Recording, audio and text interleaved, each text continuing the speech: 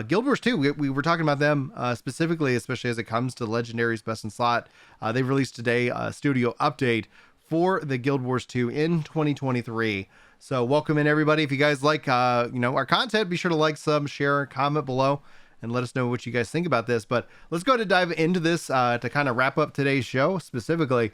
And then maybe we can explore the Destiny post tomorrow, because I was kind of scrolling through what Chris sent us, and it's a long one, and that's exciting. That's great news, but I don't think I would actually have time to be able to finish that one today. So, Chris, do you want to take us through this post? You can jump right in. Their website said it was February 10th, and then on here it stated February 13th, and it didn't go live till this morning. So that does make me wonder if they intended for this to go live Friday and then decided. Friday's a weird day to launch news, though. Yeah, Guild Wars does whatever they want. So they do what they do. They do. So they say, hello. Before our holiday break, we wrapped up 2022 by reflecting on what a fantastic year it was for Guild Wars 2. In the time between that studio update and New Year's Day, Guild Wars 2 and the arenanet team earned several end-of-year awards from Top Gaming Press, including PC Gamer's Best Ongoing Game, MMORPG Player's Choice MMORPG for the Year, and massively OP's Best MMO Studio 2 years in a row, Best MMO Expansion, and Best MMO Business Model. I do think their business model is amazing for everybody but them. I have no idea how they make money. Maybe they don't. So those were some exciting presents to unwrap. Again, a heartfelt thank you to our fantastic community for helping make last year the success that it was. Let's do it again. We closed the December studio update with a promise we'd be back in early 2023 to talk about the long-term plans for Guild Wars 2. Today, we'll be talking about some big changes we're making to how we develop and deliver new content and features, including our approach to expansions, and we'll share our next development roadmap. This blog is absolutely jam-packed with information, so let's dig in. Now, according to NCSoft, they are making money. So NCSoft released their fourth quarter report. And Guild Wars 2, is, at least how it bundled all the information, appears to continue to be making, obviously with the Dragon, expansion into Dragons last year, like that had a big help in making money before in the previous. But anyway, I don't get it, man. Not for me. Like, it costs me nothing to play that game. Final Fantasy and World of Warcraft pull money out of my account every single month. Yeah. Every single month. New World, I don't believe, is in the business of making money off of New World players. I believe they're in the business of making money publishing other games. And so because I don't play those other games, they're not making money off me either. So, but Guild Wars, I play a lot. And they constantly add new content. And I don't know, you can play all the way to cap for free. It's just, they just want you to be happy. Mm-hmm. So if the universe works out for them, awesome. Since 2021, we put a renewed emphasis on developing Guild Wars 2 with a player-centric approach. Where step one in our development process is to seek out and understand the problems and frustrations that MMO players face. This approach was first adopted at arenanet over 20 years ago and is at the core of the continued success of the Guild Wars franchise. The conclusion of the Elder Dragon saga, a story told over the course of a decade, was an opportunity for our team to reflect on our past work before moving forward.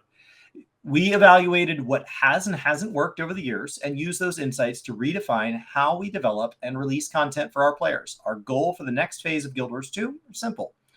We want to deliver content updates in a more timely and consistent manner. We want to provide better support for the wide variety of systems and game modes that make up Guild Wars 2 experience. That's it. Those are their two things. And they did it. Timely and consistent update, and don't let things die. Having the development bandwidth needed to iterate on core systems is especially important to us, and it's something we've been making headway on over the last year with our quality of life improvement initiative. There are so many systems in Guild Wars 2 that have good bones. They can be even better with a little bit of love.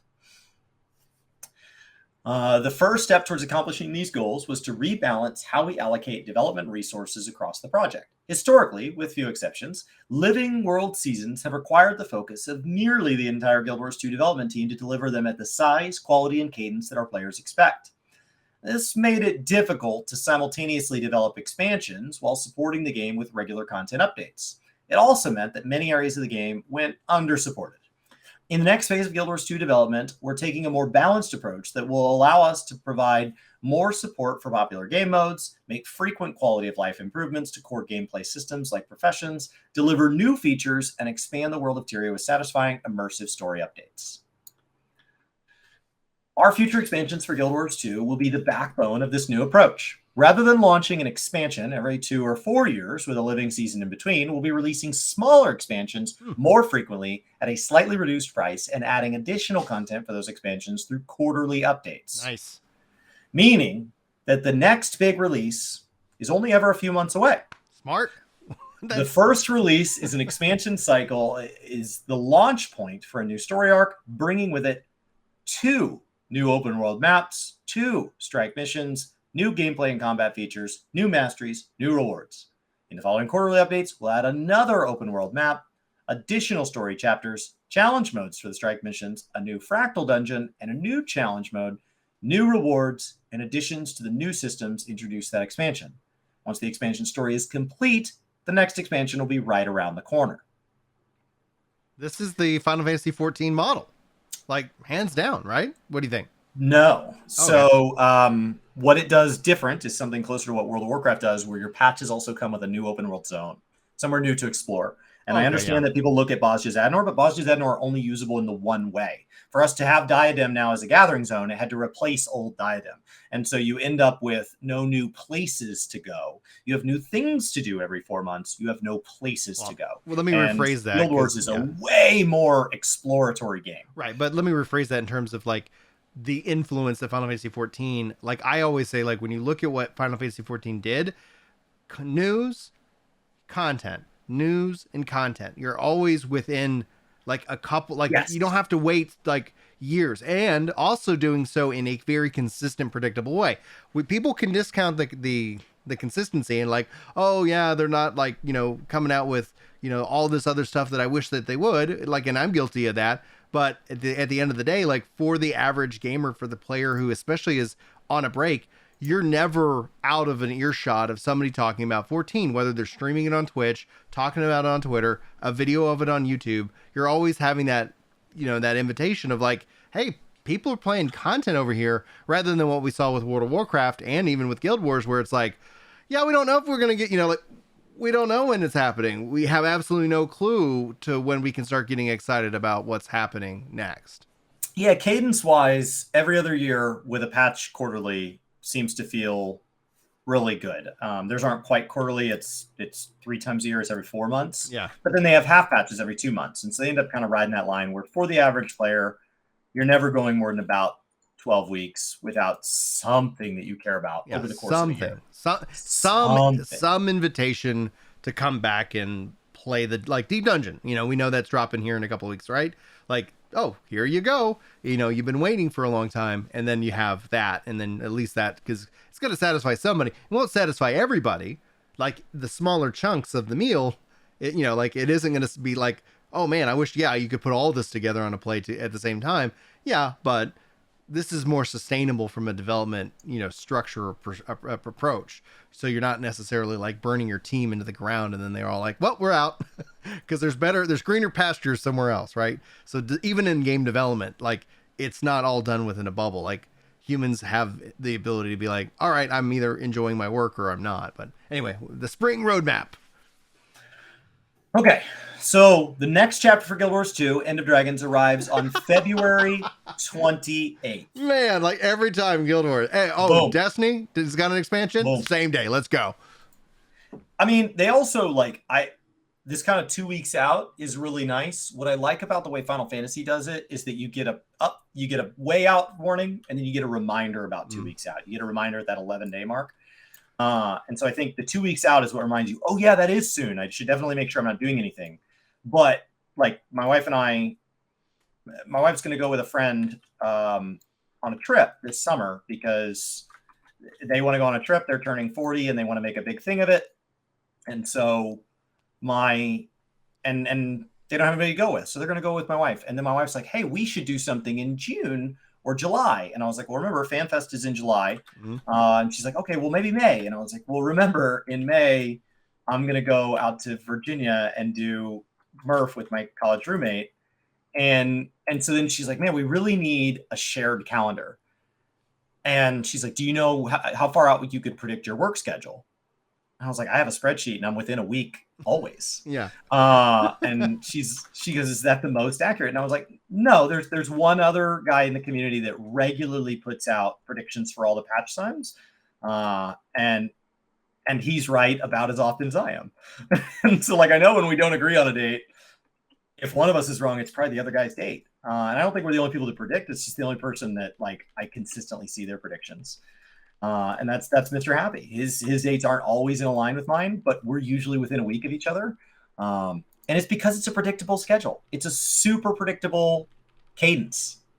So those of us that want to make spreadsheets for a living, my Friday night this week, I spent 3 hours building a New World spreadsheet. It's not in a video. It's not shared with anybody. It's just for me. Yeah. And I woke up Saturday morning to test the spreadsheet, and I was like, ooh. And I got to go log in game. And so like what I like about that is that it makes it really easy to plan my life around it. It makes it really easy to know what weeks I'm going to game a lot and what weeks I'm not. Yeah. And telling me on the 13th that it's going to be here on the 28th, if you wanted to get a group of friends together to do the raid, yeah, they may not be available on the 28th. And so like they did this last patch where I was like, why are you just now telling me? What if you already made friends? Like you already planned on going into the new Life Destiny raid stuff. Yeah, we've got that scheduled for the 11th, and we had that scheduled 2 weeks ago. So it's like, hey guys, we got 6 weeks heads up. If you want to go do the Lightfall raid with us, you got some time, and it's going to be on a Saturday, and this is going to be the game plan. Anyway, yeah. And then I'm going to go do comedy that night. So I don't know. It's just okay. Yeah. With familiar allies like Detective Rama and his hat at your side, you'll travel to a new location in Cantha to come face to face with a deadly foe that resides deep within the Jade Sea. That storyline will conclude a few months later with an update that introduces additional playable space to the map, adds meta events and boss encounters, and lays the groundwork for future to-be-announced adventures. Unlike a Living World release, all owners of Guild Wars 2 End of Dragons will gain access to this content, meaning there's no pressure to log in and unlock it, no gym cost for missed story chapters. How do these people make money? That was the only remaining way, was if you play when the patch drops, it's free. If later or down on the road, they want to give the content out as a login campaign, you can get the patch content for free again by just logging in during those weeks. However, if you are somebody that is brand new to the game or you refuse to log in regularly, which pushes their monthly active users numbers, if you do nothing involved with the game, they are going to penalize you by charging you a whopping, crazy, insane, unobtainable $2. $2. I don't know if you've been to the grocery store lately. That's 2 bell peppers. 2 bell peppers, and you can get all that content at your convenience. You can also just wait for it to maybe be free in the future or discounted in the future. You could buy them in a bundle. But the most you can pay is 2 bell peppers for a living season. And they're like, you know what? It's too much, guys. It's too much. I understand Final Fantasy and World of Warcraft are collecting monthly. I understand free-to-play games are hitting you with 67 ads every time you log in. We thought $2 seemed a little high. Maddie told me the other day that she doesn't like eggs anymore, and I hugged her. I was like, "Oh, thank you." It's like it's less than the cost of eggs. 4 eggs, and you can play a New World. You can get a living season, a la carte, a single living season at the highest possible price. But no, don't worry, guys. Moving forward, that's gone. For the first half of the year, we'll release Suwon Legendary Weapon Skin Variant Collection, 2 Profession Balanced updates, a new Fractal Dungeon and Challenge Mode, multiple updates for World v World. Additionally, we'll finish rolling out the DirectX 11 and Chromium Embedded Framework upgrades, and run our usual festival and bonus events. We also have some quality of life updates in the works, including a long-requested feature that will allow you to queue up for PvE maps when they're full. We might have a few surprises in store for you as well. Here's a high-level look at our upcoming releases. The timing for some of the updates and betas listed above will be announced closer to their release dates. February 14th. Tomorrow. Tomorrow. New World, Guild Wars 2, End of Dragon map and story content, Suwon Legendary variant. March 28th, the Super Adventure Festival, which is so fun. April 18th, DirectX 11. I will no longer have to hear my computer fan kick on because of all the MMOs I play. I played Guild Wars 2. WoW doesn't make it kick on. Final Fantasy doesn't make it kick on. New World kind of just makes it start and stop. Guild Wars, I like log in and it's like Profession Balance update. On May 2nd, Profession is their name for classes for any of you that casually dip in and out of this game. Profession sometimes means crafting in other games. In the background, we'll be quietly working on what's to come in the second half of the year. We'll have more to share on that later. So, the wrap-up. We're so excited about the next phase of Guild Wars 2, both the things we were able to share today and what's just over the horizon. The changes we've outlined allow us to provide a better experience to our fans, release new content updates more consistently, and ensure that Guild Wars 2 will be around for many, many years to come. We'll see you in game. I'll see you Thursday. I'm going to do Chalice of Tears. People have said that name should alarm me, but I'm going in blind. I think that's fantastic, and at the same time, very, very Guild Wars-esque. In a way, like it's going to be interesting 2023 overall. I'm really happy to see Guild Wars making these kind of moves. The one thing that would really just absolutely make me happy is that if they decide to say, hey, we've decided to turn on crossplay, cross-save with the Steam version, like that'd be great. Or they're like, hey, we're going to build in native controller support because it's 2023, and we're coming to consoles because we should be able to do something like that. In my mind, I'm like, all right. But those have always been kind of my the things that I've wished for within this.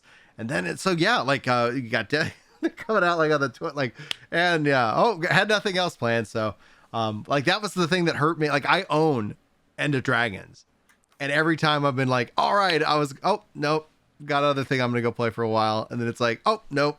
So I'm hoping that I can actually step back into some Guild Wars 2 this year, because I would like to play the latest expansion, and I'm happy to see them doing this. And I really want to see, and especially because if they're going to lead into that like smaller stuff, boom, here's the expansion. Hit maybe like if they were hitting a once a year cadence with expansions, I think that would really kind of start to hit this thing home, like you see with ESO and even Destiny. It's like at least once a year. Here's your yearly reminder to check in on Guild Wars, and I think that it would be something really kind of substantial to see, and wonder where they go from here, because do we ever see them release a Guild Wars 3, or there's a lot of options, a lot of directions they could kind of take this this franchise over the course of the next the next 10 years for sure. So, well, that's really exciting. Chat says Blind Chalice. Oh my, such bravado. I'm excited. I was told to get my gliding mastery all the way to the second one from the bottom, and I got that last week. So I have what was prepared. I was also suggested to be a mesmer or get the thing in the game that gives me the mesmer teleport. We're not going to do that. We're going to just charge in. What it is, it's a 30-second rewind. And so it takes you back to the place you were 30 seconds ago, as long as that location is within, I think it's like 5,000 meters. Yeah.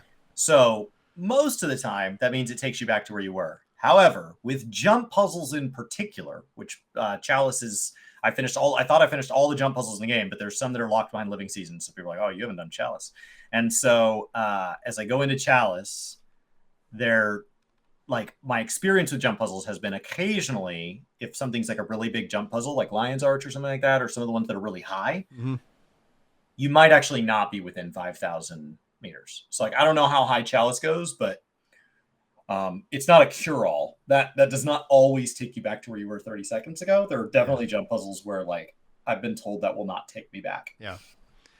The man, and it's funny because he's chat talking about do they do Guild Wars 3? One of the things that's kind of really funny, when I look at this, is that a lot of my feedback that I have for New World is inspired by Guild Wars, like the glider. Like when you look at the verticality, I don't want flying, but I would love to be able to jump off one of these tall things and pull out a glider and just kind of fly down. WoW has one. It's on a big old cooldown. Yeah. And it uses a consumable, but it's not a big deal because it was added a million years ago, so it's cheap. But it's that it's on a cooldown. And so what happens is you jump and you use it, and then you get like pushed off to like an edge by like a rare mob who like smacks you off a cliff, and you press the button and nothing Nope. happens. No, not and today. you fall to your death, and you're like, oh. Yeah, lots of good things coming. I'm really excited. I think 2023 is going to be a fantastic year for MMOs. We got 2 new ones on the horizon. We got existing ones continuing to put out content. So something for us to, absolutely be diving into. But on that note, guys, Chris is going to be continuing his journey in Final Fantasy 14 over on Twitch. Link is pinned. Link is in the description. If you're not following over on Twitch, that's where you can kind of see Chris Monday through Friday. 25th of February, we've got Community Game Day. And I'll be live in the morning and streaming a long day. We're going to be doing some fun stuff as well. So get in the Discord, get in the comments, and come hang out.